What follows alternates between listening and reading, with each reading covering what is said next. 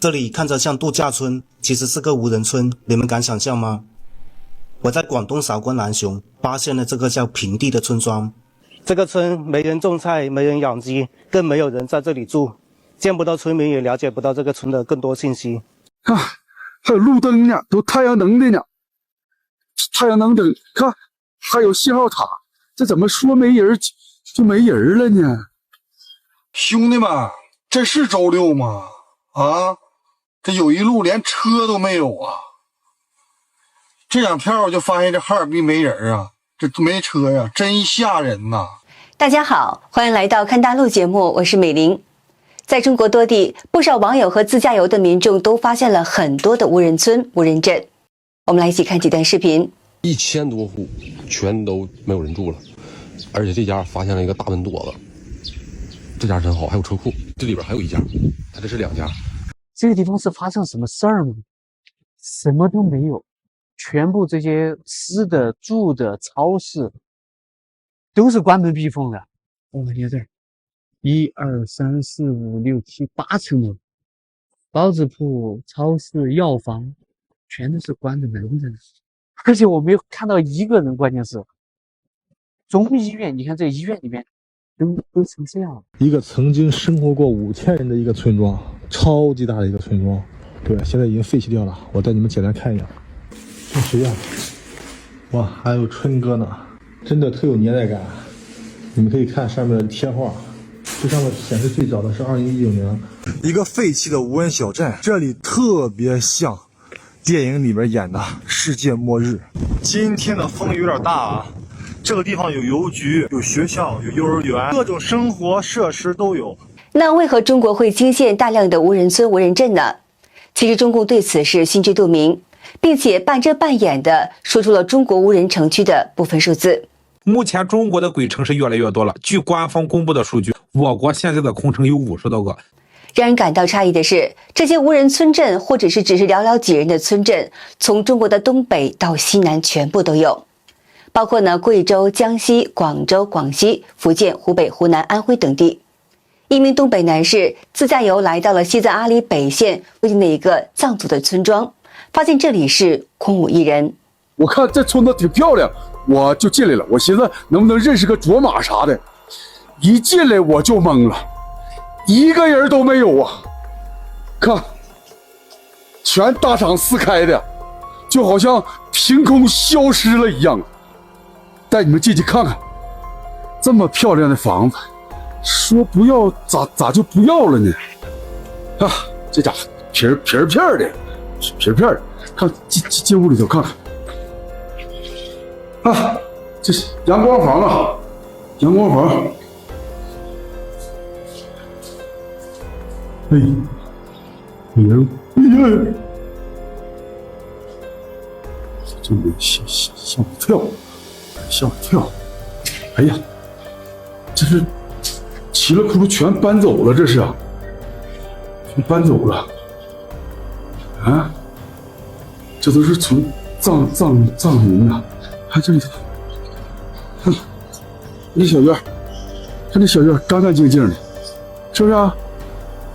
哎，干干净净的小院啊！哎呀！别看呀，这也太藏式了吧！啊，都不要了，都不要了啊！看这上面还有箱子呢，啊，上面这是古董啊，啊，爷的古董啊，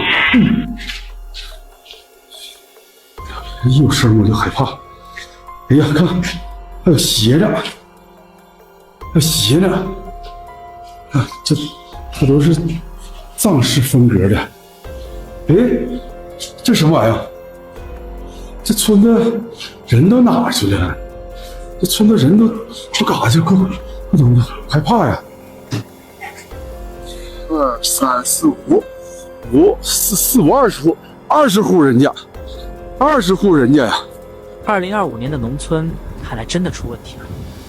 失业在家的我，出门让我感到了不可思议。是的，你没有看错，就是没人。整个2000多口的大村庄，马路上一个人也没有。我不甘心地走街串巷，越走越让我感到一丝害怕。是村里出问题了，还是怎么回事？这边又是个没人的地方，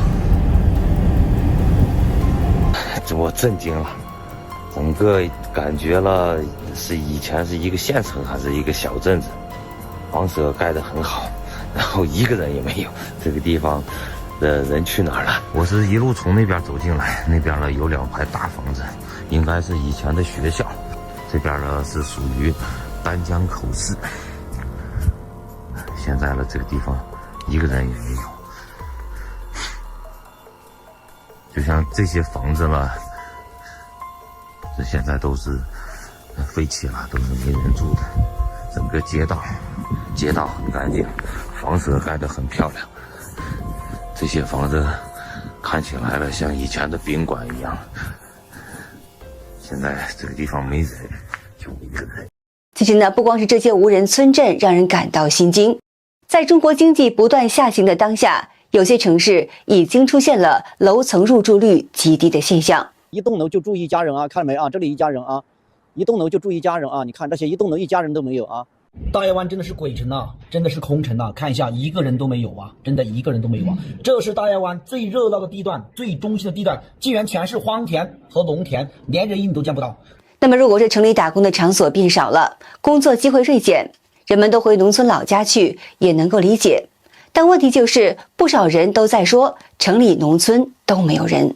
连上海这么豪华的步行街啊，星期天的一个人都没有。你看看啊，真的是一个人都没有。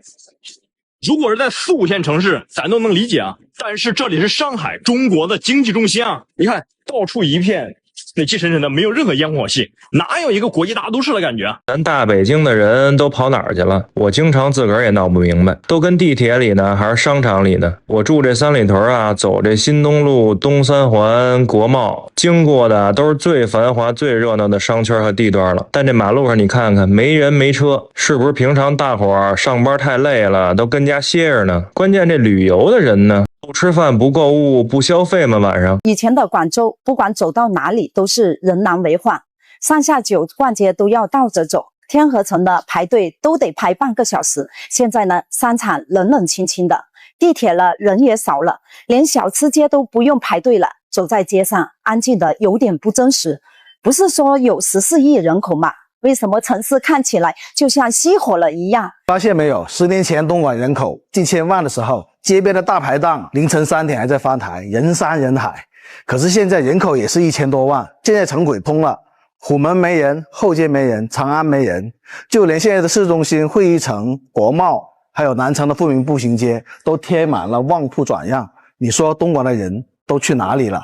而在中国很多其他城市，同样出现了街道没人、商场空荡荡的凄凉景象。以前兰州街头是人挤人，现在连糖酒市场都显得空空荡荡。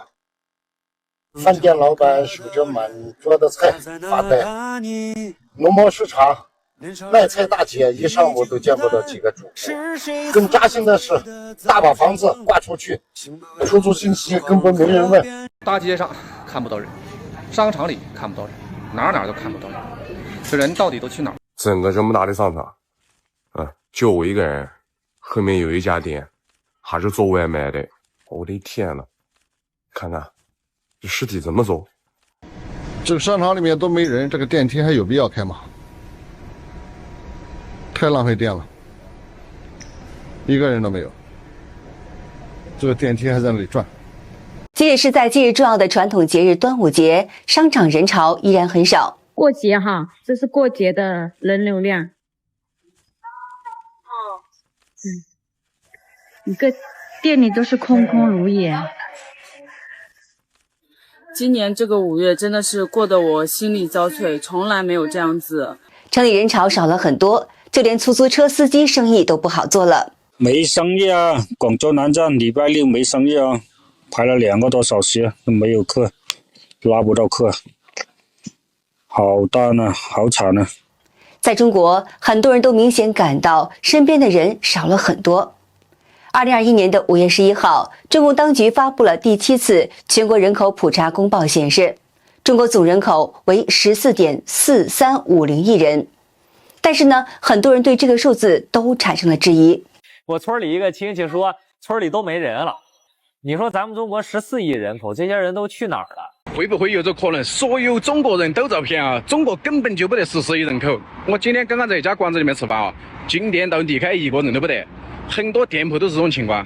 一名博主回忆起从前和现在的中国人口的明显的差别。曾经人满为患的中国，如今似乎空荡荡。回忆起1995年的人口普查，那时全国人口还不到12亿，在乡村小路上总是挤满了人群，城市的大街小巷更是人潮涌动，如同节日一般。火车站和汽车站更是不必说啊，拥挤的连脚都迈不开啊。而如今城市街头冷冷清清，乡村的田野上也难觅人影，显得格外的寂寥。这样一个幅员辽阔的中国，你能相信现在还有14亿人口吗？